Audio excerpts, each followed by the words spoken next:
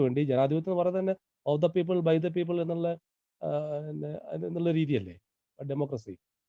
അപ്പൊ അതുപോലെ തന്നെ നമുക്ക് നമ്മൾ ഈ പണമില്ലാത്തവനായാലും പണം ഉള്ളവനായാലും നമുക്ക് എല്ലാവർക്കും ഒരുപോലെ വേണ്ടപ്പെട്ട ഒരു ഒരു കൂട്ടായ്മയാണ് ഫെലോഷിപ്പാണ്. അപ്പൊ ഒരുപാട് മേഖലകൾ ഈ ചോദ്യം കൈകാര്യം ചെയ്യുന്നുണ്ട്. ഒന്ന് സാമ്പത്തികമായ അന്തരം എന്ന കാര്യത്തെ, അതുപോലെ ജനാധിപത്യം എന്ന ഒരു കാര്യത്തെ, അതുപോലെ അതില് ഒരു സെഗ്രിഗേഷൻ, വേർതിരിവ് എന്ന് വേണ്ട, എനിക്കൊന്ന് സോഷ്യോളജി, സാമൂഹ്യ ശാസ്ത്രം എന്ന് വേണ്ട, അത് എന്നിട്ട് സൈക്കോളജി വരെ കവർ ചെയ്ത് പോകുന്ന ഒരു ചോദ്യമാണിത്. അപ്പൊ അതുകൊണ്ട് വളരെ ശ്രദ്ധിച്ച് നമ്മൾ അത് കൈകാര്യം ചെയ്യേണ്ടതുണ്ട്. വളരെ നിസ്സാരമായി തോന്നുന്ന ഒരു കാര്യമാണ്.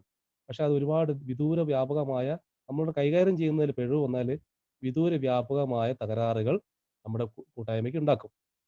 ഇപ്പോ നമുക്കൊരു 10,000 രൂപയുടെ ആവശ്യമുണ്ട്. ആ 10,000 രൂപ നമുക്ക് വളരെ എളുപ്പം, പണമുള്ള കുറച്ച് ആൾക്കാർ കൂടിയിട്ട് ഞാൻ 10,000, ഞാൻ ഒരു 1000 ഇട്ട്, ഷിബു ഒരു 1000 ഇട്ട്, ബാക്കി ഇവിടെ കൂടിയൊരു 4, 5 ഒരു 5, 6 പേരിട്ട്, അല്ലെങ്കിൽ അതിൽ 1, 2 പേര് മടിച്ച്, എന്തിനാ, അവനെ നിർബന്ധിച്ച്, അങ്ങനെ ഒരു 10,000 രൂപ നമ്മൾ ഉണ്ടാക്കി. ബാക്കി ആ ഫെലോഷിപ്പിന് ഫെലോഷിപ്പ് അല്ലെങ്കിൽ ആ ഫെലോഷിപ്പിലുള്ള ആ ഗ്രൂപ്പിലുള്ള, അങ്ങനെ തന്നെ വിചാരിക്കുക, ഗ്രൂപ്പാന്ന് വിചാരിക്കുക. ആ ഗ്രൂപ്പിലുള്ള ഒരുപാട് പേര് അതിനകത്ത് അൺറെപ്രസെന്റഡ് ആണ്. റെപ്രസെന്റ് അല്ല. നമ്മൾ എളുപ്പപ്പണി നോക്കി നമ്മൾ 10,000 രൂപ ഇട്ട്. അപ്പൊ പരിപാടി കഴിഞ്ഞു. പക്ഷെ ഇത് പലപ്പോഴും നടക്കാറുണ്ട്. ഇപ്പൊ ഞങ്ങളുടെ നാട്ടിലൊക്കെ ഒരു വാർഷികാഘോഷമൊക്കെ വന്നു കഴിഞ്ഞാൽ, ചില വലിയ വലിയ ആനിവേഴ്സറികൾ വന്നു കഴിഞ്ഞാൽ ഈ പരിപാടി നടത്തുന്നുണ്ട്. ലേലം വിളിമാതിരി നടത്താറുണ്ട്. നിങ്ങളെത്ര? ഞാൻ 2,000. ഏറ്റവും കൂടുതൽ അതിൽ തുടക്കക്കാരനെ ചുമതലപ്പെടുത്തും. ഇപ്പൊ ഏതിനെ ഞാൻ ഒരുപാട് കണ്ടതാ. ഒരു പണമുള്ള ഒരാളെ തുടക്കത്തിലേ പറയും, നിങ്ങൾ കേറിയിട്ടേ ഒരു ഒരു എമൗണ്ട് അങ്ങ് പറ തുടക്കത്തിലേ. അപ്പൊ അതിന്റെ പിന്നാലെ ആളങ്ങ് പോരും. അപ്പൊ ആ പരിപാടി ചാർട്ട് ചെയ്യണമെങ്കിൽ ആദ്യം ഓഫർ ചെയ്യുന്ന ആള് ഞാനൊരു 5,000. അപ്പൊ തൊട്ടടുത്ത ആള് ഒന്ന് കുറക്കണ്ടല്ലോ. അവനും എവിടുന്നെങ്കിലും കടം വാങ്ങിയെങ്കിലും ഒരു 4,000 പറയും. അങ്ങനെ ഒരു 5, 10 മിനിറ്റ് കൊണ്ട് കോൺട്രിബ്യൂഷൻ, ഓഫർ കോൺട്രിബ്യൂഷൻ തന്നെ 25,000, 30,000, 50,000 ഒക്കെ വരുന്ന കാഴ്ച ഞാൻ കണ്ടിട്ടുണ്ട്. അപ്പൊ ഇത് എന്താണ് ഇതിനകത്ത് സംഭവിക്കുന്നതെന്ന് ചോദിച്ചാൽ പിന്നീട് മനസ്സിലായ കാര്യങ്ങളാണ്. അനുഭവത്തിൽ നിന്ന് മനസ്സിലായ കാര്യങ്ങളാണ്. ഒരു ഭൂരിപക്ഷം വരുന്ന ആളുകൾ ഇതിനകത്ത് പാർട്ടിസിപ്പേറ്റഡ് അല്ല. പണം കൂടുതലായിട്ട് ഇറക്കുന്ന ആൾക്കാർക്ക് അവരങ്ങനെ കൂടുതലായിട്ട് ഞങ്ങളങ്ങനെ കൂടുതൽ കൊടുത്തു എന്ന് വെച്ച് ഞങ്ങൾക്ക് ഞങ്ങളുടേതായ ഒരു ആധിപത്യത്തിനകത്ത് വേണം എന്നൊന്നും പലപ്പോഴും പറഞ്ഞൊന്നും വരില്ല. ഞങ്ങളുടെ ആധിപത്യത്തിനകത്ത് ഉണ്ടാവണം എന്നൊന്നും പറഞ്ഞൊന്നും വരില്ല. പക്ഷേ ലോകത്തിന്റെ പോക്ക് അങ്ങോട്ടാണ്. ക്രമേണ അവരിലേക്ക് മാത്രമായിട്ട് ഈ തീരുമാനങ്ങളൊക്കെ ചുരുങ്ങുന്നത് സ്വാഭാവികമായിട്ട് കാണാറുണ്ട്. ആരാണ് കൂടുതൽ പണം മുടക്കുന്നത്, ആ ഒരു കൂട്ടായ്മയിലേക്ക്, അവരിലേക്ക് ഈ ഗ്രൂപ്പിന്റെ തീരുമാനങ്ങൾ, പ്രധാനപ്പെട്ട തീരുമാനങ്ങൾ എടുക്കുന്ന ഒരു ഒരു രീതി കണ്ടിട്ടുണ്ട്. അവിടെ ജനാധിപത്യം ഇല്ലാതാവുകയാണ്. പണമുള്ളവനും ഇല്ലാത്തവനും തമ്മിലുള്ള അന്തരം അവിടെ പ്രകടമാവുകയാണ്. അതിനെ നമ്മൾ ചൂഷണം ചെയ്യുകയാണ്, ആ അവസ്ഥയെ. അതുപോലെ ഏത് പണമില്ലാത്തവനും അവന്റെ ഒരു മാനസികാവസ്ഥയിൽ അവന് അന്തസ്സുണ്ട്. അന്തസ്സിനെ സൂക്ഷിക്കാൻ, ആത്മാഭിമാനത്തെ സൂക്ഷിക്കാൻ നമ്മൾ ഓരോരുത്തരും ബാധ്യസ്ഥരാണ് എന്നുള്ളത് ഈ ട്രഡീഷന്റെ അവസാനത്തെ ചോദ്യത്തിൽ പറയുന്നുണ്ട്. അപ്പൊ അതുകൊണ്ട് തന്നെ കയ്യിലുള്ളത് അവനവനൊരു ആവശ്യമാണ്. ഈ പ്രോഗ്രാം അവനവന്റെ ആവശ്യമാണ്. അത് നിലനിൽക്കാൻ എനിക്ക് ആ കുപ്പിക്ക് എത്ര നമ്മൾ ചെലവാക്കി, അതുപോലെ തന്നെ ഇതിനും ചെലവാക്കാനുള്ള സന്നദ്ധത ഓരോ മദ്യപാനിയിലും അല്ലെങ്കിൽ ആൽക്കഹോളിക്കിലും ഉണ്ട്. അപ്പൊ അതുകൊണ്ട് തന്നെ ആത്മാഭിമാനത്തെ സൂക്ഷിക്കുവാനുള്ള അവകാശവും അതിനുള്ള സാഹചര്യമൊക്കെ നമ്മളെപ്പോലെ തന്നെ, നമ്മൾ എടുക്കുന്നത് പോലെ തന്നെ എല്ലാവർക്കും അത് വിട്ടുകൊടുക്കേണ്ടതുണ്ട്. അപ്പൊ പല തലങ്ങളിലാണ് ഈ ചോദ്യം സ്പർശിക്കുന്നത്. അതുകൊണ്ട് വളരെ പ്രധാനപ്പെട്ട ഒരു സംഗതിയാണെന്ന് എനിക്ക് തോന്നുന്നു. പിന്നെ അടുത്തത് ട്രഷറിയുടെ റിപ്പോർട്ട് എഐയിൽ അപ്രധാനമായ കാര്യമാണെന്നാണ്. ഒരിക്കലും അല്ല. സാധാരണ ഒരു കൺവെൻഷണൽ ട്രഷറിയുടെ റിപ്പോർട്ട് എന്ന് പറയുന്നത് വരവ് ചെലവ് കണക്ക്, കൃത്യം വരവ് ചെലവ് കണക്കുകൾ അവതരിപ്പിച്ച് കഴിഞ്ഞു, പരിപാടി കഴിഞ്ഞു. അങ്ങനെയൊക്കെയാണ് കമ്മിറ്റികളിലൊക്കെ കാണാം. പക്ഷെ നമ്മൾ ഇവിടെ സെൽഫ് സപ്പോർട്ട് എന്ന പാംഫ്ലെറ്റ് എടുത്തിട്ട് നമ്മളൊന്ന് വായിച്ചു നോക്കാം. അപ്പൊ അതിനകത്ത് കുറെ പോയിന്റ്സ്, കുറെ കാര്യങ്ങളുണ്ട്. അപ്പോൾ ട്രഷർ റിപ്പോർട്ട് എപ്പോഴും ജീവസുറ്റ ഒരു റിപ്പോർട്ടായിട്ടാണ് നമ്മൾ അവതരിപ്പിക്കേണ്ടതെന്നാണ് ഞാൻ മനസ്സിലാക്കുന്നത്. കാരണം നമ്മുടെ കയ്യിലെത്തിയ പണം അത് ഏതെല്ലാം രീതിയിൽ വിനിയോഗിക്കപ്പെട്ടു, അതില് നമ്മുടെ പ്രൂഡന്റ് ഫണ്ട്, നമുക്ക് ആവശ്യമുള്ള പണമാണോ അവിടെ ബാക്കിയുള്ളത്, അതോ അനാവശ്യമായ ഒരു പണം ഉണ്ടോ? ഒരു പ്രൂഡന്റ് ഫണ്ട്, ഒരു വർഷത്തേക്ക് പ്രവർത്തിക്കാൻ ആവശ്യമായ ധനം മാത്രം മതി നമുക്ക്. അതിലപ്പുറത്തേക്ക് അവിടെ സ്റ്റോക്ക് ചെയ്യേണ്ട കാര്യമില്ല. അപ്പോ അങ്ങനെ ഒരു ഗ്രൂപ്പിന്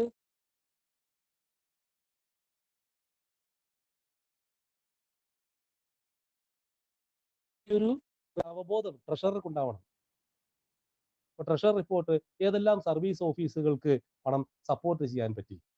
ആ പ്രദേശത്ത് ഏരിയ കമ്മിറ്റി ഉണ്ടാവും, ആ പ്രദേശത്ത് ഡിസ്ട്രിക്ട് കമ്മിറ്റി ഉണ്ടാവും, ആ പ്രദേശത്ത് ഇന്റർ ഗ്രൂപ്പ് ഉണ്ടാവും, അതുപോലെ GSO ഉണ്ട്. ഇങ്ങനെ തുടങ്ങിയ വലിയ സർവീസ് ഏജൻസികൾ ഒരുപാടുണ്ട്. ഇതൊക്കെ നിലനിൽക്കണമെങ്കിൽ അവർക്ക് ഫിനാൻഷ്യൽ സപ്പോർട്ട് ആവശ്യമാണ്. അപ്പൊ അവിടെ കൃത്യമായ തലത്തിൽ പണം ചെന്ന് ചേരുന്നുണ്ടോ എന്ന് പരിശോധിക്കേണ്ടത് ട്രഷർ റിപ്പോർട്ടിലാണ്. ഒരു ട്രഷറുടെ റിപ്പോർട്ടിൽ GSOയ്ക്ക് ഇത്ര കൊടുക്കാൻ പറ്റി, ഇതിനോട് ചേർന്ന് പ്രവർത്തിക്കുന്ന ഏരിയ കമ്മിറ്റിക്ക് ഇത്രയും നൽകാൻ പറ്റി, അവരുടെ ആവശ്യങ്ങൾക്ക് നൽകാൻ പറ്റി. ഇനി എന്ത് നൽകാൻ പറ്റിയിട്ടില്ലെങ്കിൽ എന്തുകൊണ്ട് നൽകാൻ പറ്റിയില്ല, അതുകൂടി ട്രഷറുടെ റിപ്പോർട്ട് ഉണ്ടാവും നല്ലതാണ്. അപ്പോൾ എന്തുകൊണ്ട് നൽകാൻ പറ്റിയില്ല എന്നുള്ളത് കാരണം പല റിപ്പോർട്ടുകളിലും പല ട്രഷറർമാരും അവര് ഒരു കണക്കുണ്ടാക്കും, അതിനെപ്പറ്റി ഇത്തരം കാര്യങ്ങളെ പറ്റി ചിന്തിക്കാറില്ല. നമ്മുടെ പണം അത് അവിടെ ഒരു സർവീസ് സ്ട്രക്ചർ ഉണ്ടെങ്കിൽ ആ സ്ട്രക്ചറിലേക്ക് കൃത്യമായിട്ട് പോകേണ്ടതുണ്ട്. പലപ്പോഴും ഇന്റർ ഗ്രൂപ്പിലേക്ക് ഒഴുകി ചെല്ലും. മറ്റ് ഏരിയ കമ്മിറ്റികളുടെ അല്ലെങ്കിൽ ഡിസ്ട്രിക്ട് കമ്മിറ്റികൾക്ക് ആവശ്യമായ ഒരു സപ്പോർട്ട് പലപ്പോഴും പോകാറില്ല. ഇത്തരത്തിൽ ഒരു തലത്തിലേക്ക് മാത്രമാണോ പണം ചെല്ലുന്നത് എന്ന് ട്രഷറർ വിലയിരുത്തേണ്ടതുണ്ട്. അപ്പൊ അത്തരത്തിൽ വീഴ്ചകൾ വരുന്നുണ്ടെങ്കിൽ അത് എന്തുകൊണ്ട് എന്ന് ട്രഷറർ റിപ്പോർട്ടിൽ കാണേണ്ടതുണ്ട്. അപ്പോൾ അതുപോലെ ആനിവേഴ്സറികൾക്ക്, അതുപോലെ പബ്ലിക് ഇൻഫർമേഷൻ എത്ര വരുമാനത്തിന്റെ എത്ര ഭാഗം ചെലവഴിച്ചു, ആനിവേഴ്സറികൾക്ക് എത്ര ഭാഗം ചെലവഴിക്കുന്നുണ്ട്, അതുപോലെ കിറ്റിയിലെ ഒരു പിന്നെ നമ്മൾ അതിന്റെ മാനേജ്മെന്റ് എങ്ങനെയാണ്, ആനിവേഴ്സറിയിൽ നിന്നും എത്ര വ്യത്യാസപ്പെട്ട തുകയാണ്, എത്ര ഉയർന്ന തുകയാണ് പബ്ലിക് ഇൻഫർമേഷൻ വേണ്ടി ചെലവഴിക്കുന്നത്, അതിന്റെ അനുവാദം എത്രയാണ്. പബ്ലിക് ഇൻഫർമേഷന് തുച്ഛമായ പണവും ആനിവേഴ്സറികൾക്ക് വലിയ വലിയ പണവും ചെലവഴിച്ചുകൊണ്ടുള്ള ഒരു രീതിയാണെങ്കിൽ അതും ട്രഷറുടെ റിപ്പോർട്ടിൽ പ്രതിഫലിക്കേണ്ടതുണ്ട്. അപ്പോൾ ട്രഷർ റിപ്പോർട്ട് എന്ന് പറയുന്നത് ഒരു സാധാ വരവ് ചെലവ് കണക്ക് മാത്രമല്ല, അതിലാണ് അതിന്റെ ഫംഗ്ഷൻ എന്ന് പറയുന്നത് ഈ കുറച്ച് ഉത്തരവാദിത്തങ്ങളുണ്ട്. ഈ പറഞ്ഞ കാര്യങ്ങളൊക്കെ അതിനകത്ത് പ്രതിഫലിച്ചാൽ മാത്രമേ അതൊരു റിപ്പോർട്ടായിട്ട് എടുക്കാനും ആ റിപ്പോർട്ടിന് മേലൊരു ചർച്ച വരാനും വീഴ്ചകൾ ഉണ്ടെങ്കിൽ പരിഹരിക്കാനും കാഴ്ചപ്പാടുകളെ നവീകരിക്കാനും ഒക്കെ ആ ഒരു റിപ്പോർട്ട് വളരെ പ്രധാനമുള്ള കാര്യമാണ്. അതുകൊണ്ടാണ് ഉണ്ട് എന്ന് പറഞ്ഞത്. അപ്പൊ ഞാൻ ഇനി പോകുന്നത് 8ലേക്കാണ്. അപ്പൊ എട്ടിന്റെ ചോദ്യങ്ങളിൽ ഒന്നാമത്തെ ചോദ്യം, എന്റെ പെരുമാറ്റം പാരമ്പര്യങ്ങൾ വ്യക്തമായി വിഭാവനം ചെയ്യുന്ന രീതിയിലാണോ, അല്ലെങ്കിൽ എന്തൊക്കെ മാറ്റം വരുത്തണം എന്നുള്ളതാണ്. ആ ക്വസ്റ്റ്യൻ ഞാൻ രതീഷ് ഭായിനോട് ഒന്ന് തുടങ്ങാൻ അഭ്യർത്ഥിക്കുകയാണ്. ഞാൻ പിന്നാലെ വന്നോളാം. രതീഷ് ഭായി.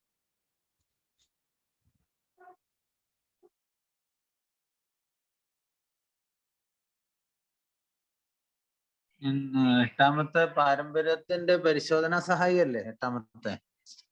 അതെ അതെ അതെ. ഒന്നാമത്തത് എന്റെ പെരുമാറ്റം പാരമ്പര്യങ്ങൾ വ്യക്തമായി വിശദമാക്കുന്നുണ്ടോ, അല്ലെങ്കിൽ എന്തൊക്കെ മാറ്റം വരുത്തണം. അപ്പൊ അതിന് ആദ്യമായിട്ട് നമ്മൾ അതിൽ ആൽക്കഹോളിക് അനോണിമസിന്റെ ഉദ്യോഗ രീതി അല്ലാതെ എക്കാലവും നിലനിൽക്കണം.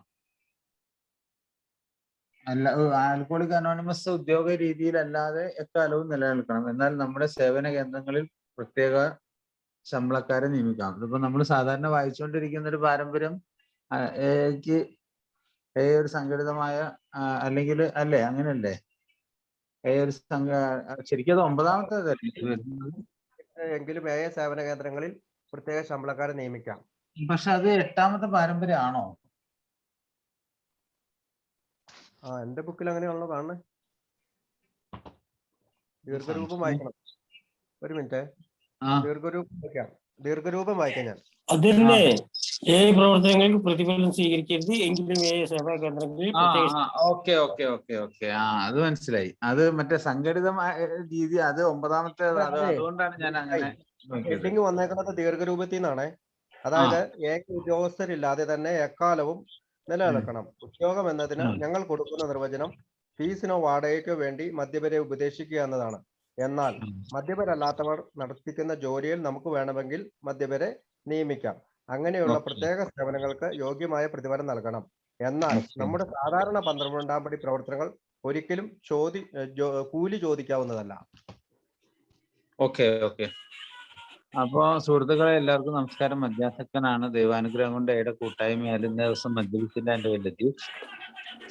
അപ്പോ അത് ഷിബു ഷിബു ഇപ്പൊ വായിച്ചപ്പോ തന്നെ ആ ദീർഘരൂപത്തിൽ തന്നെ അതിന്റെ ആശയം പൂർണ്ണമായിട്ട് നമ്മൾ ഉൾക്കൊണ്ടു എന്നുള്ളതാണ് എനിക്ക് ആദ്യമേ പറയാനുള്ളത്. പിന്നെ നമുക്ക് എല്ലാവർക്കും അറിയാവുന്ന ഒരു കാര്യമാണ് നമ്മൾ എ പ്രവർത്തനങ്ങൾക്ക് പ്രതിഫലം സ്വീകരിക്കരുത് എന്നുള്ളത്. എ പ്രവർത്തനങ്ങൾക്ക് എന്ന് പറയുന്നത് സ്പെസിഫിക് ആയിട്ട് നമ്മളൊന്ന് എടുത്തു പറയേണ്ടതുണ്ട്. പ്രവർത്തനം നിങ്ങൾ ഉദ്ദേശിക്കുന്നത് അവിടെ ഈ 12ാം പടി പ്രവർത്തനം, ഈ മെസ്സേജ് കൈമാറുക, മറ്റാളുകൾക്ക് ഈ സന്ദേശം കൈമാറുക, അങ്ങനെയൊക്കെയുള്ള ആ ഒരു കാര്യത്തിലാണ് പൂർണ്ണമായിട്ടും അത് ഉദ്ദേശിക്കുന്നത് പ്രവർത്തനങ്ങൾ എന്ന് പറയുമ്പോൾ. അപ്പം അതിന് നമ്മൾ ഒരിക്കലും എന്താവരുത്, പ്രതിഫലം നമ്മൾ സ്വീകരിക്കരുത്. അതിന്റെ കാരണം എന്താ നമുക്ക് നന്നായിട്ട് അറിയാം. നമ്മളെല്ലാവരും തന്നെ ഇതൊരു എന്താ പറയാ, ഒരു ദാനമായി കിട്ടിയത് ദാനമായി നൽകുക എന്ന ഒരു തത്വത്തിൽ ഊന്നിയിട്ടാണ് നമ്മളുടെ ഈ പ്രവർത്തനങ്ങൾ മൊത്തമായിട്ട് നിലനിൽക്കുന്നത്. അപ്പൊ അതുകൊണ്ട് തന്നെ നമുക്ക് സൗജന്യമായി ലഭിച്ചത് സൗജന്യമായിട്ട് തന്നെ കൊടുക്കണം. പക്ഷേ അവിടെ മറ്റു പല കാര്യങ്ങൾ അതിലൂടെ കടന്നു വരും. ഉദാഹരണത്തിന് ആൽക്കഹോളിക് അനോണിമസിന്റെ ആരംഭഘട്ടത്തില് കുറച്ച് നാളുകൾ കഴിഞ്ഞപ്പോഴാണല്ലോ നമുക്ക് ഇങ്ങനെയുള്ള ഒരുപാട് അന്വേഷണങ്ങൾ വരികയും അതിന് മറുപടികളൊക്കെ അയക്കേണ്ട ഒരു ഘട്ടത്തിലേക്ക് എത്തുകയൊക്കെ ചെയ്തത്. അതിന് പ്രത്യേകമായിട്ട് എടുത്തു പറയുകയാണെങ്കിൽ ജാക്ക് അലക്സാണ്ടറുടെ ഒരു കടന്നുവരവും ലിബർട്ടി മാഗസിനിലെ ആർട്ടിക്കിളുകളും സാറ്റർഡേ ഈവനിങ്ങിലെ പോസ്റ്റുകളും ഇങ്ങനെയൊക്കെ തുടങ്ങി ഒട്ടനവധി ചരിത്ര സംഭവങ്ങൾ നമ്മളുടെ ഈ ഒരു കൂട്ടായ്മയിൽ ഉണ്ട് എന്ന് തന്നെ വേണമെങ്കിൽ പറയാം.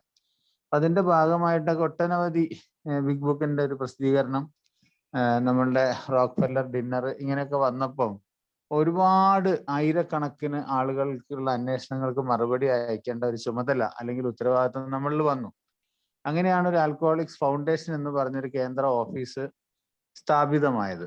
പക്ഷെ അവിടെ ആദ്യഘട്ടത്തില് ബിൽഡബ്ല്യൂയും അതുപോലെ റൂത്ത് വോക്ക്, അവരുടെ സെക്രട്ടറി എന്ന രീതിയിൽ ഒരു ലേഡി ആയിട്ടുള്ള ഒരു റൂത്ത് വോക്കും, അങ്ങനെ പരിമിതമായ 2-3 ആളുകളാണ് അന്നത്തെ ഈ കാര്യങ്ങളൊക്കെ നിർവഹിച്ചു വന്നത് എന്നുള്ളത് നമ്മൾ മനസ്സിലാക്കിയിട്ടുണ്ട്. അപ്പം ഇങ്ങനെയൊക്കെ വരുന്ന സമയത്താണ് നമുക്ക് എന്തായത്, ഒരുപാട് അന്വേഷണങ്ങൾക്കുള്ള മറുപടികളൊക്കെ കൊടുക്കാനുള്ള അവസരം വരികയും നമുക്ക് തന്നെ അത് നിർവഹിക്കാനുള്ള പരിമിതികളൊക്കെ വന്നപ്പോഴാണ് സേവന കേന്ദ്രങ്ങൾക്ക് നമുക്ക് ഉത്തരവാദികളായ അല്ലെങ്കിൽ ഈ പറഞ്ഞ മാതിരി എന്താ പറയുക, പ്രത്യേക ശമ്പളക്കാരെ നിയമിക്കാം എന്നുള്ള കാര്യങ്ങൾ വരികയും, എന്തിനു പറയണ ഇപ്പൊ ഈ റൂത്ത് വോക്കിനൊക്കെ ശമ്പളം തന്നെ ആദ്യ കുറെ മാസങ്ങളിലൊന്നും കൊടുത്തിരുന്നില്ല എന്നാണ് നമുക്കൊക്കെ ചരിത്രത്തിൽ വായിക്കാനിടയായത്. അപ്പം അങ്ങനെ നമ്മൾക്ക് ഈ ഒരു കാരണങ്ങൾ കൊണ്ട് നമ്മളുടെ ജോലി അല്ലെങ്കിൽ ഈ ഒരു ഉദ്ദേശം മുടങ്ങിപ്പോകരുത് എന്നുള്ള സതുദ്ദേശപരമായ ഒരു തീരുമാനത്തിൽ നിന്നാണ് നമുക്ക് അത്തരം ഒരു ആശയം പാരമ്പര്യങ്ങളായിട്ട് പരിണമിച്ചത് എന്ന് വേണമെങ്കിൽ നമുക്ക് ആമുഖമായിട്ട് കരുതാം. പക്ഷെ ഇവിടെ ഈ ഒരു വ്യത്യാസം എന്താണെന്നുള്ളത്, അതിന്റെ അടിത്തറ അല്ലെങ്കിൽ അടിസ്ഥാനം എന്താന്ന് വെച്ചാല്, നമ്മളിപ്പോ 12ാം പടിക്ക് വേണ്ടി രാത്രി ചിലപ്പോൾ നമ്മൾ വണ്ടിയെടുത്ത് ചിലപ്പോൾ ദൂരം വഴിക്ക് പോവുകയോ ഒരാളെ കാണാൻ വേണ്ടി പോവുകയോ ഒക്കെ ചെയ്യുമായിരിക്കാം. പക്ഷെ ആ സമയത്ത് നമ്മളിപ്പോ 200 രൂപയുടെ പെട്രോൾ അടിച്ച് നമ്മൾ ചിലപ്പോൾ കുറെ കാശും ചെലവാക്കിയിട്ടാണ് പോണത്. അതുകൊണ്ട് സന്ദേശം കൊടുക്കുന്ന സമയത്ത് ഏതെങ്കിലും തരത്തില് അയാളിൽ നിന്ന് ഒരു പ്രതിഫലം നമ്മൾ എങ്ങനെയെങ്കിലും പറ്റാൻ ശ്രമിച്ചാൽ, ഉദാഹരണത്തിന് ഏതെങ്കിലും ഒരു 500 രൂപ കടം വാങ്ങാനോ, അതല്ലെങ്കിൽ അയാളുടെ അവിടെ അനാവശ്യമായിട്ട് 2 ദിവസം താമസിക്കാനോ, അയാളെ കൊണ്ട് വേറെ ഏതെങ്കിലും രീതിയിൽ അയാളുടെ വണ്ടി ഉപയോഗിച്ചിട്ട് അവിടെയൊക്കെ ഒന്ന് കറങ്ങാനോ, എവിടെയെങ്കിലും ഒരു ചെറിയൊരു കറ പുരളുന്ന രീതിയിലുള്ള ഒരു ഇടപെടലുകൾ നമ്മുടെ ഭാഗത്ത് ഉണ്ടായാല് അത് തീർച്ചയായിട്ടും ഈ ഒരു പാരമ്പര്യത്തിന്റെ ലംഘനമായിട്ട് അത് കണക്കാക്കപ്പെടുകയും അയാളുടെ നമ്മൾ കൊടുത്ത ആ സതുദ്ദേശപരമായ ഒരു സന്ദേശം കൈമാറുന്നതിൽ ഒരു പവിത്രത നഷ്ടപ്പെടുന്നതായിട്ട് പലപ്പോഴായിട്ട് അനുഭവപ്പെട്ടിട്ടുണ്ട്. കാരണം അയാളുടെ മനസ്സിൽ അത് തോന്നും, ഓ ഇയാള് എന്തോ ഒരു ഉദ്ദേശം കണക്കാക്കിയിട്ടാണ്. ഇപ്പൊ പലപ്പോഴും നമ്മൾ കേട്ടിട്ടുണ്ട്, ഇവരെന്തോ പ്രാർത്ഥനാ സംഘങ്ങളാണ്, മതം മാറ്റുന്ന സംഘങ്ങളാണ്, അതല്ലെങ്കിൽ വേറെന്തോ ദൈവത്തിന്റെ പരിപാടിയാണ്, അല്ലെങ്കിൽ ഇവര് മണീച്ചന്മാര്, ഇവര് ആളെ ചേർത്തിയാൽ ഇവർക്ക് എന്തോ നേട്ടം കിട്ടുന്ന പരിപാടിയാണെന്നൊക്കെ ഒന്നുമില്ലാതെ തന്നെ പറഞ്ഞു പരത്തുന്ന ഒരു വിഭാഗം ആളുകളാണ് ഒരുപക്ഷെ ഈ ആൽക്കഹോളിക്, ഇതൊന്നും അറിയാത്തൊരു ആൽക്കഹോളിക്. അപ്പൊ അത്രയും സൂക്ഷ്മമായിട്ടും പവിത്രമായിട്ടും വേണം നമ്മളുടെ ഈ സന്ദേശം കൈമാറാൻ എന്നുള്ളത് കൊണ്ട് തന്നെ ഈ ഒരു പാരമ്പര്യം അതിശക്തമായ രീതിയിൽ നമ്മൾ പാലിക്കപ്പെടാൻ നമ്മൾ ബാധ്യസ്ഥരാണ് എന്നാണ് നമ്മളോട് പറയാതെ പറഞ്ഞുകൊണ്ടിരിക്കുകയാണ് ഈ ഒരു കാര്യം. പക്ഷെ എന്നാലോ നമുക്ക് നമ്മളുടെ ജോലികളെല്ലാം കൃത്യമായിട്ട് നടക്കുകയും വേണം. ഇപ്പൊ നമ്മൾ വളർന്ന് വന്ന് നമ്മൾ ഒരുപാട് അതിന്റെ ഇന്ത്യയിലാണെങ്കിൽ തന്നെ ഇപ്പൊ GSO ഒക്കെ പ്രവർത്തിക്കുന്നു. ഇന്റർ ഗ്രൂപ്പുകൾ, ഏരിയ കമ്മിറ്റികളൊന്നും ഓഫീസിൽ കേന്ദ്രീകൃതമായിട്ടുള്ള ഒരു പ്രവർത്തനം അത്ര വിപുലമായിട്ട് നമുക്ക് ഇന്ത്യയിൽ നിന്ന് എവിടെയും പറയത്തക്ക രീതിയിലൊന്നും ഇല്ലെങ്കിൽ പോലും നമ്മളുടെ മുമ്പിൽ അതിവിശാലമായിട്ടുള്ള ഒരു പ്രവർത്തന മണ്ഡലമായിട്ട് നമ്മളുടെ ജനറൽ സർവീസ് ഓഫീസ് ബോംബെയിൽ പ്രവർത്തിക്കുന്നുണ്ട്. കുറച്ച് വർഷങ്ങളായില്ല, ഇപ്പൊ ഏതാണ്ട് 25 വർഷത്തിലധികമായിട്ട് 1987 മുതൽ നമ്മളുടെ ജനറൽ സർവീസ് ഓഫീസ് ബോംബെ കേന്ദ്രീകൃതമായിട്ട് പ്രവർത്തിക്കുന്നുണ്ട്. അപ്പം അവിടെയൊക്കെ ശരിക്കും പറഞ്ഞാൽ 6ഓളം പെയ്ഡ് സ്റ്റാഫുകൾ അവിടെ പ്രവർത്തിക്കുന്ന ഒരു കാലഘട്ടം എനിക്ക് ഓർമ്മയിലുണ്ട്. അതായത് ഒരു ജനറൽ മാനേജർ, അതുകൂടാതെ ഒരു കോർഡിനേറ്റർ, കൂടാതെ ഓഫീസ് സ്റ്റാഫുകൾ, അക്കൗണ്ട്സിലൊക്കെ ആയിട്ട് 1-2 പേരുകൾ, പാർസൽ സെക്ഷൻ ലിറ്ററേച്ചറുകളൊക്കെ ഡിസ്ട്രിബ്യൂട്ട് ചെയ്യാനുള്ള ആളുകൾ, അങ്ങനെ തുടങ്ങിയിട്ട് 6ഓളം ആളുകൾ, അത് 25,000 മുതൽ 20,000, 15,000-വുമായിട്ടുള്ള ശമ്പളങ്ങൾ മാസം വാങ്ങിക്കൊണ്ട് പ്രവർത്തിക്കുന്ന 6ഓളം സ്റ്റാഫുകൾ നമ്മളുടെ ജനറൽ സർവീസ് ഓഫീസിൽ ഉണ്ട്. ഇന്നും എനിക്ക് തോന്നുന്ന ഒരു 4 പേരെ ഇപ്പോഴും അവിടെ പ്രവർത്തിക്കുന്നത് എനിക്കറിയാം. അപ്പൊ അതിൽ ഈ 6 പേരുള്ള സമയത്ത് 4 പേര്, 1, 2, 3 പേര്, 3-4 പേര് ആൽക്കഹോളിക്കും 2 ആളുകൾ നോൺ ആൽക്കഹോളിക് ആയിട്ടുള്ള ഒരു കാലഘട്ടം എനിക്ക് നന്നായിട്ട് ഓർമ്മയിലുണ്ട്. ഇപ്പോഴും എനിക്കറിയാം ഒരു 3 ആളുകൾ ആൽക്കഹോളിക് ആയിട്ടുള്ള ആളുകൾ അവിടെ, 2 പേര് നോൺ ആൽക്കഹോളിക് ആയിട്ടുള്ള ആളുകളെയും എനിക്ക് നന്നായിട്ട് അറിയാം. അപ്പൊ ഇവരും 15,000, 25,000 ശമ്പളം വാങ്ങുന്ന ആളുകൾ ഇപ്പൊ നമ്മളെ ജനറൽ സർവീസ് ഓഫീസിൽ പ്രവർത്തിക്കുന്നുണ്ട്. അപ്പൊ ഇത് വേണം എന്നുള്ളത് നിർബന്ധമാണ്. കാരണം നമ്മുടെ പ്രവർത്തനങ്ങൾ നടക്കണം. ഇപ്പൊ നമ്മൾ കോഴിക്കോട് നിന്നോ അല്ലെങ്കിൽ എവിടെന്നെങ്കിലും ആളുകൾ കുറച്ച് ലിറ്ററേച്ചർ വേണമെന്ന് പറഞ്ഞാൽ അത് കൃത്യസമയത്ത് പാക്ക് ചെയ്ത് നമ്മളുടെ കൈകളിൽ എത്തിക്കണമെങ്കിൽ അവിടെ ജോലിക്കാർ വേണം. ഇപ്പൊ പണ്ട് ഇതിന് ഉദാഹരണമായിട്ട് നമ്മളെ ലിറ്ററേച്ചറിൽ പറയുന്ന ഒരു കാര്യം, നമ്മൾ ക്ലബ് ഹൗസുകളൊക്കെ നടത്തിയിരുന്നു. ആ സമയങ്ങളിലെല്ലാം ഒരു ധാരണയുണ്ടായി. കാരണം അവിടെ ചായ ഉണ്ടാക്കണം, അവിടെ മറ്റുള്ള കാര്യങ്ങൾ വൃത്തിയാക്കണം. പലപ്പോഴും അവിടെ പല രീതിയിലുള്ള ഗെയിംസും കാര്യങ്ങളൊക്കെ നടക്കുന്നതുകൊണ്ട് തന്നെ അത് കൃത്യസമയത്ത് വന്ന് തുറക്കണം, അവിടെ ഉള്ളവർക്ക് ഭക്ഷണം കൊടുക്കണം. അപ്പൊ ഇതിനൊക്കെ ആളുകളെ ശമ്പളത്തിനൊക്കെ വെക്കണം എന്നുള്ള രീതി വന്നപ്പോൾ ആദ്യ കാലത്തൊക്കെ എന്ത് ചെയ്തു, ആൽക്കഹോളിക്കിന്റെ ആയ ആളുകൾ തന്നെ പറഞ്ഞു ഞങ്ങൾ ചെയ്തോളാം എന്ന് ഓരോരുത്തരെ ഉത്തരവാദിത്തം ഏറ്റെടുക്കുകയും പിന്നീട് അതൊന്നും കൃത്യസമയത്ത് നടക്കാതെ വന്നപ്പോൾ അവിടെയൊക്കെ തല്ലിപ്പിരിഞ്ഞ് ഒരുപാട് കോലാഹലങ്ങളൊക്കെ ഉണ്ടായി. അങ്ങനെയാണ് അവിടെയൊക്കെ പിന്നെ ശമ്പളത്തിന് ആളുകളെയൊക്കെ വെക്കാൻ തുടങ്ങുകയും, എന്നാൽ തന്നെ പിൽക്കാലത്തൊക്കെ അത് പൂട്ടിപ്പോയ ചരിത്രമാണ് ഇപ്പോഴത്തെ പുതിയ ഇൻഫോർമേഷനൊക്കെ നമുക്ക് കിട്ടുന്നത്. അപ്പൊ അങ്ങനെയാണ് നമുക്ക് ഈ സൗജന്യമായിട്ട് ചെയ്യുന്ന കാര്യങ്ങൾ ഏതാണ്, നമ്മൾ ശമ്പളം കൊടുത്തുകൊണ്ട് ചെയ്യാൻ നിർബന്ധിതരാകുന്ന മേഖലകൾ ഏതൊക്കെയാണെന്നൊക്കെ നമ്മൾ തരംതിരിച്ച് നമ്മൾ കാണുകയൊക്കെ ചെയ്തത്. അപ്പൊ ഞാൻ പറഞ്ഞുകൊണ്ടിരുന്നത് എന്താ വെച്ചാൽ 8ാമത്തെ പാരമ്പര്യം വളരെ വ്യക്തമായിട്ട് നമ്മൾ സൂക്ഷ്മമായിട്ടൊക്കെ നമ്മൾ വിലയിരുത്തി മനസ്സിലാക്കിയിട്ടില്ലെങ്കിൽ അത് ഗുണത്തേക്കാളേറെ ദോഷം ചെയ്യുന്ന കാര്യങ്ങളുണ്ട്. ഇനി അതിലുപരി ഇപ്പൊ നമ്മളുടെ ഇവിടെ ഈ ഒരു എന്താ പറയാ, ചില തെറ്റിദ്ധാരണകളോ അതല്ലെങ്കിൽ ചില അപാകതകളൊക്കെ കടന്നുകൂടിയിട്ട് ഇവിടെ സ്പീക്കേഴ്സ് ഈ എയിൽ യാത്ര ചെയ്യാറുണ്ട് അവിടെ ഇവിടെയൊക്കെ ആയിട്ട്. അപ്പൊ അവര് തിരുവനന്തപുരത്ത് നിന്ന് ചിലപ്പോൾ കോഴിക്കോട് വരും, കോഴിക്കോട് നിന്ന് ചിലപ്പോൾ കാസർഗോഡിലേക്കൊക്കെ പോകും.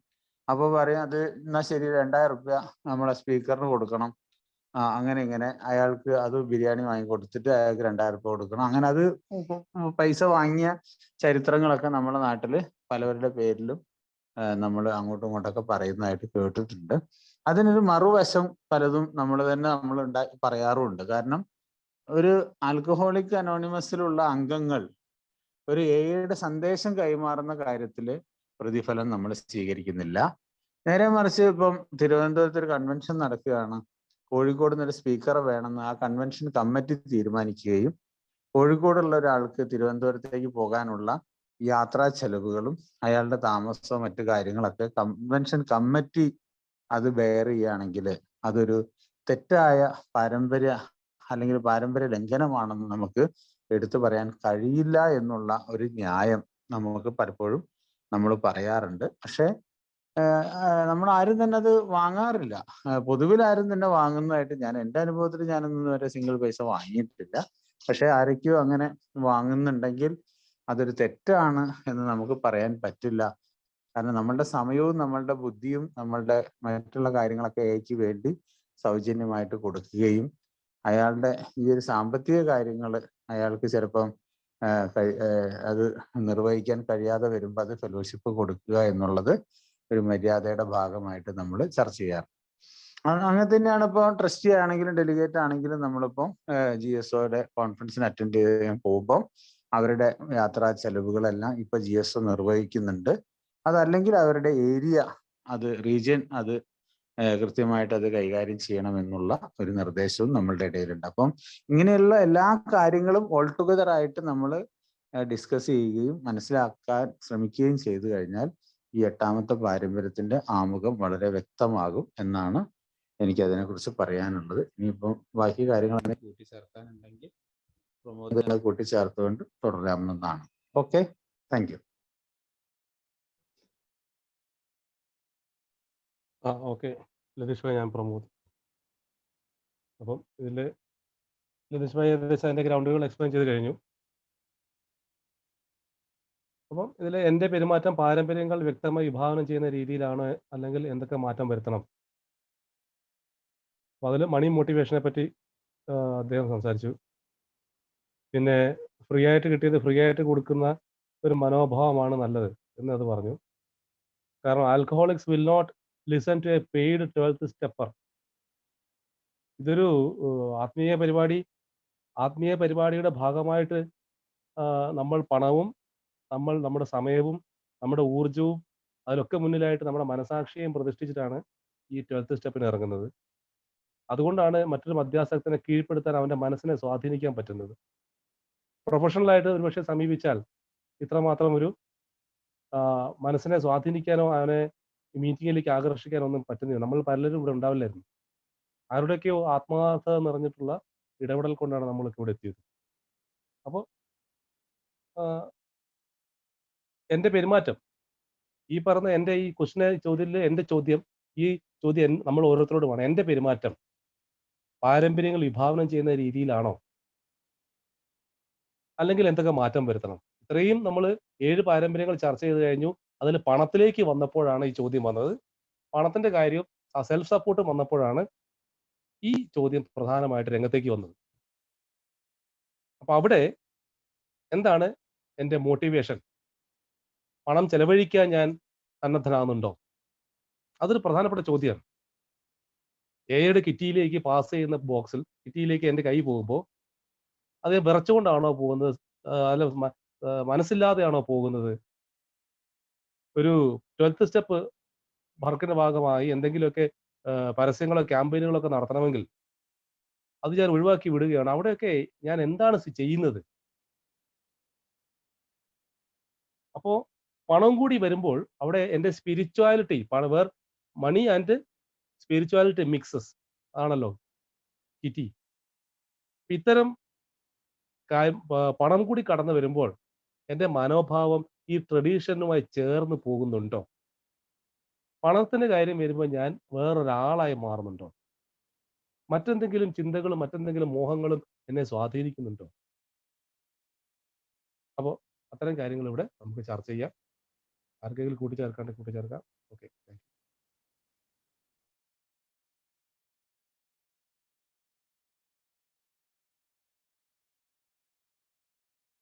Thank you Latheesh bhai and Pramod. ആർക്കെങ്കിലും എന്തെങ്കിലും കൂട്ടിച്ചേർക്കാനുണ്ടോ? ഞാൻ മനസ്സിലാക്കിയ 2 കാര്യങ്ങൾ. ഒന്ന്, ഈ പണം എന്ന് പറഞ്ഞ 2 വാക്ക് വലിയ ഡേഞ്ചർ വാക്കാണത്. നമ്മുടെ സമൂഹത്തിലെ ഏത് പരിപാടിക്കും, ഇപ്പോൾ ക്ലബ് ആയിക്കോട്ടെ മറ്റെന്തെങ്കിലും പരിപാടികൾക്കൊക്കെ ഈ സാധനം വലിയ പ്രശ്നം ഉണ്ടാക്കും. മിക്ക സ്ഥലങ്ങളിലും കോലാഹലം ഉണ്ടാകുന്നത് പണത്തിന്റെ കണക്കുകൾ ചോദിച്ചുകൊണ്ടാണ്.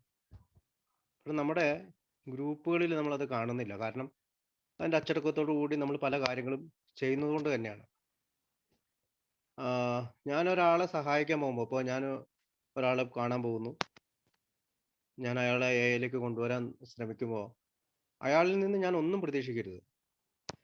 എനിക്കെന്തെങ്കിലും, അയാൾക്ക് വലിയൊരു കമ്പനി ഉണ്ടാകാം, അയാൾക്ക് എന്തെങ്കിലും ഒരു എന്നെക്കാളും ഉയർന്ന സാമ്പത്തിക നിലയിലുള്ള ആളായിരിക്കാം.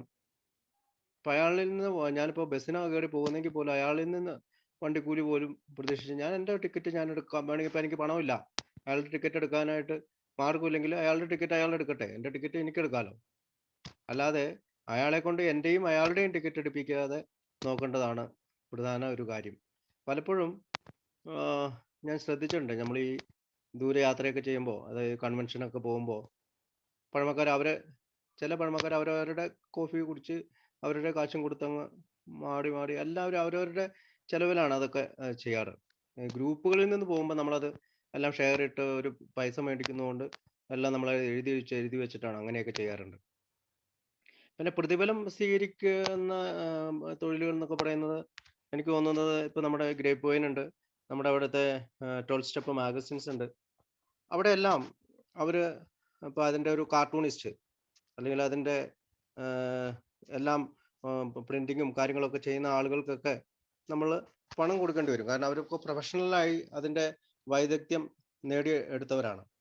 പക്ഷേ നമ്മൾ ഓർക്കുന്നുണ്ട്, നമ്മൾ ഈ എട്ടാം പാരമ്പര്യം വായിക്കുമ്പോൾ ഈ ബിൽ ഡബ്ല്യുവിനെ തെറാപ്പിസ്റ്റായിട്ട്, ആൽക്കഹോളിക് തെറാപ്പിസ്റ്റായിട്ട് നിയമിക്കാമെന്നൊക്കെ 1 മണിക്കൂർ ഇത്ര $, ശമ്പളം തരാമെന്നൊക്കെ പറയുമ്പോൾ ഗ്രൂപ്പിന്റെ മനസാക്ഷിയിൽ അത് എതിർക്കപ്പെടുന്നതും ബില്ലത് തിരിച്ചറിയുന്നതൊക്കെ നമ്മൾ വായനയിൽ ഓർക്കുന്നുണ്ട്. അതുകൊണ്ട് തന്നെ ഈ പണം എന്നുള്ള 2 അക്ഷരത്തെ വളരെ സൂക്ഷിച്ചാണ് നമ്മൾ കൈകാര്യം ചെയ്യുക. പ്രധാനമായിട്ടുള്ള ഒരു കാര്യം എന്ന് പറഞ്ഞാൽ നമ്മൾ സാമൂഹ്യ പ്രവർത്തകരല്ല. നമ്മളെ സംബന്ധിച്ചിടത്തോളം നമ്മൾ സാമൂഹ്യ സേവനത്തിന് അടങ്ങിയവരുമല്ല. നമ്മളുടെ ആകെ ലക്ഷ്യം എൻ്റെ സുബോധം നിലനിർത്തുക, എൻ്റെ ഒരു ദിവസത്തേക്കുള്ള എൻ്റെ സുബോധത്തിന് വേണ്ടി സഹായിക്കുക എന്നുള്ളതാണ്. ഇനി കൂടുതൽ ആരെങ്കിലും സംസാരിക്കുന്നുണ്ടെങ്കിൽ സംസാരിക്കാം. ഷിബു, പറഞ്ഞോ. അതിലൊരു ചെറിയൊരു കാര്യം കൂട്ടിച്ചേർക്കാനുണ്ട്. നമ്മളെ ഈ ഒരു പാരമ്പര്യം വരുന്ന സമയത്ത് നമ്മൾ മുറുകെ പിടിക്കേണ്ട മറ്റൊരു കാര്യം കൂടി ഇതിനോടൊപ്പം ഉണ്ട്. എന്താ വെച്ചാൽ നമ്മളുടെ പ്രവർത്തനങ്ങൾ എപ്പോഴും ആകർഷിക്കുന്ന തരത്തിലായിരിക്കണം, ഒരിക്കലും അടിച്ചേൽപ്പിക്കുന്ന തരത്തിലാവരുത്. അതായത് ഇപ്പൊ നമ്മളിപ്പോ നേരത്തെ പറഞ്ഞ ബസ്സിൽ കയറി നമ്മളിപ്പോ ഒരു ന്യൂ കമറേയും കൂട്ടി ഒരു മീറ്റിങ്ങിന് പോവാണ്. അപ്പൊ ആ സമയത്ത് നമ്മൾ ബസ്സിൽ കയറിയിട്ട് അയാൾ സ്വന്തം കാലിൽ നിൽക്കുന്ന പരിപാടിയാണെന്ന് പറഞ്ഞ് അയാളെ കൊണ്ട് അയാളുടെ ടിക്കറ്റ് എടുപ്പിച്ച് ഞാൻ എൻ്റെ ടിക്കറ്റും എടുത്തിട്ട് ആദ്യം തന്നെ അയാളെ മാതൃകാപരമായിട്ട് പരിചയപ്പെടുത്തുന്ന രീതി അതാണ് എന്ന് പറഞ്ഞ് പാരമ്പര്യങ്ങളെ മുറുകെ പിടിക്കുന്നത് ആകർഷിക്കുന്ന ഒരു പരിപാടിയല്ല. കാരണം ആദ്യം വ്യക്തിയിൽ നിന്നാണ് അയാൾ മനസ്സിലാക്കാൻ ശ്രമിക്കുക. ഒന്ന്. രണ്ടാമത്തത്, ഒരു ഹോട്ടലിൽ ചെന്നു നമ്മൾ ആദ്യം 1-2 ദിവസം ആയിക്കോട്ടെ, അയാൾ ചിലപ്പം മരുന്നോ അല്ലെങ്കിൽ തലയ്ക്ക് വെളിവില്ലാത്ത സമയമാണ്, അയാൾ ചായയും ഒരു പഴംപൊരിയും കഴിച്ചു, നമ്മളൊരു കാലിച്ചായ മാത്രമേ കുടിച്ചുള്ളൂ, അതുകൊണ്ട് ഞാൻ എൻ്റെ ചായയുടെ പൈസ ഞാൻ കൊടുത്തു, നിങ്ങൾ 10-20 രൂപ നിങ്ങൾ കൊടുത്തോളൂ, നിങ്ങൾ ചായയും പഴംപൊരിയും കഴിച്ച് നിങ്ങൾ കൊടുത്തോ എന്നൊക്കെ ഉള്ള ഒരു തരം ശരിക്കും പറഞ്ഞാൽ തീരെ ആകർഷിക്കാത്ത ഒരു തരം നയം നമ്മൾ പുലർത്തുന്നത് ശരിയല്ല. അപ്പൊ ഇത് എയുടെ പാരമ്പര്യം അങ്ങനെ പറയുന്നില്ല എന്ന് പറഞ്ഞിട്ട് നമ്മൾ ഇങ്ങനെ ചെയ്യുന്നത് അയാളെ ഈ ഫെലോഷിപ്പിൽ നിന്ന് അകറ്റാനേ അത് ഇടവരുത്തുള്ളൂ. പക്ഷെ അയാള് വന്നു, നമ്മുടെ നവാഗതനെ നമ്മൾ സ്വാഗതം ചെയ്യേണ്ടത് പാരമ്പര്യങ്ങൾ കൊണ്ടാണ് എന്ന് പറയുന്നത് പോലെ അയാളെ 12ാം പടി എടുക്കുമ്പം നമ്മൾ ഇത്തരം കാര്യങ്ങൾ കൂടി അയാളുടെ തലച്ചോറ് ശരിയാണെങ്കിൽ നമ്മൾ ആദ്യമേ പറഞ്ഞു കൊടുക്കുന്നത് വളരെ നല്ലൊരു കാര്യമാണ്. അപ്പൊ അത് നമ്മൾ ശ്രദ്ധിക്കണം എന്നാണ് അതിനോട് പറയണം. അപ്പൊ അതൊരു വിവേകം നമ്മൾ അവിടെ പുലർത്തേണ്ടത് അത്യാവശ്യമാണെന്ന് പറയാൻ ശ്രമിച്ചു, കൂട്ടിച്ചേർക്കുന്നു മാത്രമേ. ഓക്കെ. ആദ്യത്തെ സമയങ്ങളില് ആദ്യത്തെ ദിവസം അല്ലെങ്കിൽ 2ാമത്തെ ദിവസം ഞാൻ പറഞ്ഞ കഥ കുറെ ദിവസം കഴിഞ്ഞിട്ടുള്ള കാര്യങ്ങളാണ് പറഞ്ഞത്. അതായത് ഒരാളുണ്ട് ഞങ്ങളുടെ അടുത്ത്, ഒരാള് ബൈക്ക് ഉണ്ട്, അയാൾക്ക് എല്ലാ ദിവസവും മറ്റേ കൊണ്ട് പെട്രോൾ അടിപ്പിക്കും. അപ്പൊ അത് ഒരു 100 രൂപ പെട്രോൾ അല്ലെങ്കിൽ 50 രൂപ പെട്രോൾ അടിപ്പിക്കും. കുറെ ദിവസം കഴിയുമ്പോൾ അയാൾ അത് വരാതെ ആവുമല്ലോ. അങ്ങനത്തെ ചില അനുഭവങ്ങൾ വെച്ചുകൊണ്ടാണ് ഞാനത് സംസാരിച്ചത്. പിന്നെ ഈ കൺവെൻഷനൊക്കെ പോകുമ്പോഴത്തേക്കും അയാളൊക്കെ കുറെ ദിവസമൊക്കെ സോബറായിട്ട് മാറിയ ആളായിരിക്കും. അപ്പൊ പുതിയ ആളുകളിൽ നിന്ന് നമ്മൾ പൈസ മേടിക്കാറില്ല. ഇപ്പൊ റീസെന്റ് ആയിട്ട് വന്നവരെ, ഇപ്പൊ ഞാൻ എൻ്റെ ഒരു അനുഭവത്തിൽ എവരിഡേ ഗ്രൂപ്പിന് ഞങ്ങൾ കോഴിക്കോട് കൺവെൻഷന് പോയപ്പോൾ പുതിയ ആളുകളിൽ നിന്ന് നമ്മൾ പൈസ മേടിക്കാതെ ബാക്കിയുള്ളവരെല്ലാം തിരിച്ച് അങ്ങനെയൊക്കെയാണ് നമ്മൾ കൺവെൻഷനൊക്കെ പോയിക്കൊണ്ടിരുന്നത്. അപ്പോൾ ഈ പറഞ്ഞാല് ജഗദീഷ് ഭായ് നല്ലൊരു പോയിന്റ് ആണ് പറഞ്ഞത്. ആദ്യത്തെ ദിവസങ്ങളിൽ അല്ലെങ്കിൽ കുറച്ചധികം അയാൾ സോബർ ആകുന്നത് വരെയെങ്കിലും അയാളെ നമുക്ക് പറ്റുമെങ്കിൽ, ഇപ്പൊ ആൾക്കും പണമില്ലാത്ത ആളുകൾ ഇപ്പൊ എയിൽ വന്ന് കുറച്ച് ദിവസം കഴിയുമ്പോഴത്തേക്കും എല്ലാവരുടെയും കയ്യിൽ പോക്കറ്റിൽ വരും. കാരണം അവൻ കൂട്ടി നിർത്തിയോടുകൂടി അവൻ്റെ കയ്യിൽ കുറച്ച് പൈസയെങ്കിലും കാണും. പിന്നീട് നമ്മൾ ദുരുപയോഗം ചെയ്യരുത് എന്നുള്ള അർത്ഥത്തിലാണ് ദിനേശ് ഭായി പറഞ്ഞതെന്ന് എനിക്ക് തോന്നുന്നു. ഏതായാലും ആർക്കെങ്കിലും ഏതെങ്കിലും ഇതിന് അനുഭവങ്ങളോ കൂട്ടിച്ചേർക്കുന്നുണ്ടെങ്കിൽ പറയാം. അല്ല, അതിലൊരു കാര്യം കൂടി കൂട്ടിച്ചേർക്കണം. ഷിബു, നമ്മളിപ്പോ ഒരു കൺവെൻഷനിൽ ഒരു 1000 രൂപ രജിസ്ട്രേഷൻ ഉണ്ട്. അവിടെ ന്യൂ കമറേയും കൂട്ടി വരുന്നു. അയാൾക്ക് ഇത് അറിയില്ല, 1000 രൂപ കൊടുക്കാനുള്ള ബാധ്യത ഒന്നും അയാൾക്ക് അറിയില്ല. കൂടെ വരുന്ന ഒരാള് പറയണത് ന്യൂ കമർ ഉണ്ട്, കൺവെൻഷന്റെ നമ്മൾ രജിസ്ട്രേഷൻ ഒഴിവാക്കി കൊടുക്കണം എന്ന് പറയുന്ന ഒരു വ്യാപകമായൊരു നയം നമ്മളുടെ ഇടയിൽ പലപ്പോഴും കാണലുണ്ട്. അത്തരം പരിപാടികളും നമുക്ക് അനുവദനീയമല്ല. കാരണം ഒരു കാര്യവും സൗജന്യമില്ല എന്നുള്ളത് നമുക്കറിയാം. പക്ഷെ ഈ നവാഗതന്റെ ഈ കൂട്ടി വരുമ്പോൾ ഒന്നില്ല ആ ഹോം ഗ്രൂപ്പ് അത് ബെയർ ചെയ്യുക, അതല്ലെങ്കിൽ കൂട്ടി കൊണ്ടുവരുന്ന ഒരു മെമ്പർക്ക് അത് കൊടുക്കാനുള്ള ഒരു താല്പര്യമോ അല്ലെങ്കിൽ അതിനുള്ള ഒരു മനസ്സ് ഉണ്ടാവണം. എന്നിട്ട് അയാൾ തന്നെ അടുത്തൊരു സമയത്ത് ഇതുപോലെ കൺവെൻഷൻ വരുമ്പം മറ്റൊരു നവാഗതന് അത് തിരിച്ചു നൽകുന്ന അല്ലെങ്കിൽ അയാളുടെ കടം വീട്ടുന്ന ഒരു പരിപാടി സ്വാഭാവികമായിട്ട് നമ്മൾ ഏത് അനുവർത്തിക്കുന്നത് കണ്ടിട്ടുണ്ട്. പക്ഷെ പലപ്പോഴും ഈ ഒരു പാരമ്പര്യങ്ങളൊക്കെ ഇങ്ങനെ തെറ്റായ രീതിയിൽ നമ്മൾ പ്രവർത്തിക്കുന്നതും നമ്മളുടെ ഇടയിൽ ചിലപ്പോഴൊക്കെ കാണാറുണ്ട്. അപ്പൊ അതാണ് അത് പറയാൻ കൂട്ടിച്ചേർക്കാൻ ശ്രമിച്ചത്. അത് നല്ലൊരു കാര്യമാണ്. അത് ഞങ്ങൾ അവിടെ എൻ്റെ അനുഭവത്തില് ചില ഈ പുതിയ ആളുകളുടെ രജിസ്ട്രേഷൻ ഫീസും അവരുടെ വണ്ടിക്കൂലിയും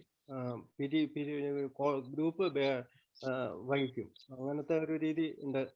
അത് തുടർന്ന് പോയിട്ടുണ്ട്. കുറേ കൺവെൻഷനുകളിൽ പോയപ്പോഴും സെമിനാറുകൾക്കൊക്കെ പോകുമ്പോൾ ഞങ്ങൾ അത് ചെയ്യാറുണ്ട്. അത് തൊടുപുഴ എവരിഡേ ഗ്രൂപ്പിൽ, എൻ്റെ ഹോം ഗ്രൂപ്പായിരുന്ന ഗ്രൂപ്പിൽ അത് ആളുകൾ ചെയ്യുന്നുണ്ട്. അതിനുള്ള മനസ്സും സാന്നിധ്യവും പണവും ചെലവഴിക്കാൻ പറ്റിയ ആളുകൾ ഉണ്ടായതുകൊണ്ടാണ് അങ്ങനെ ചെയ്യാൻ പറ്റിയത്. നല്ലൊരു സജഷനാണ് ദിനേശ് ഭായി പറഞ്ഞത്. Thank you. അല്ല ചില ഗ്രൂപ്പിൽ, ഹോം ഗ്രൂപ്പിൽ ആള് പറയും ഞാൻ 5 ആളുടെ കാശ് ഞാൻ എടുത്തോളാം എന്നൊക്കെ പറയുന്ന അവസരം നമ്മളെ നാട്ടിലുണ്ടായിരുന്നു. അപ്പോഴാണ് നമ്മൾ അതൊക്കെ നമ്മൾ ഒഴിവാക്കിയിട്ട് ഹോം ഗ്രൂപ്പ് കിറ്റ് വിടാറാണ് പതിവ്. അയാൾക്ക് 10 ആളത് വേണമെങ്കിലും കിറ്റിലിടാം, വേറൊരാൾക്ക് ചിലപ്പോൾ 100 രൂപ ഇടാം. അവിടെ പിന്നെ ഒരു വ്യക്തി 10 ആളെ കൊടുത്തു എന്നുള്ള പ്രശ്നമൊന്നും വരാൻ സാധ്യതയില്ല. അങ്ങനെയൊക്കെയാണ് അതിന്റെ ഒരു കാര്യങ്ങൾ. ഇത് ഈ പാരമ്പര്യവുമായി ബന്ധപ്പെട്ട് പറയാട്ടോ ഞാൻ. ഓക്കെ, ഞാന് ഒന്ന് പറയാ. കേൾക്കുന്നുണ്ടോ? കേൾക്കുന്നുണ്ട്. കലീലൊക്കെ പറഞ്ഞോ. ഇല്ല, റേഞ്ചില്ല. കേൾക്കുന്നുണ്ട്, പറഞ്ഞോ. കേൾക്കുന്നുണ്ട്. മുറിഞ്ഞു പോകുന്നുണ്ട്. നിങ്ങളൊക്കെ പറയുമ്പോഴും കേൾക്കുമ്പോ ഇങ്ങനെ. അപ്പൊ എനിക്ക് പറയാനുള്ളത്, ഇപ്പോ ഇത് പ്രതിഫലം വാങ്ങരുത്, പിന്നെ അത് നമ്മളെ ക്വസ്റ്റ്യൻ തന്നെ എന്റെ പെരുമാറ്റ പാരമ്പര്യങ്ങൾ വ്യക്തമായിട്ട് വിശദമാക്കുന്നുണ്ടോ, അല്ലെങ്കിൽ എന്തൊക്കെ മാറ്റം വരുത്തണം. ഇവിടെ ഇപ്പൊ നോക്കിയെടുത്തോളമുള്ള ചില പ്രശ്നങ്ങൾ കണ്ടത് ഓൺലൈനാണ്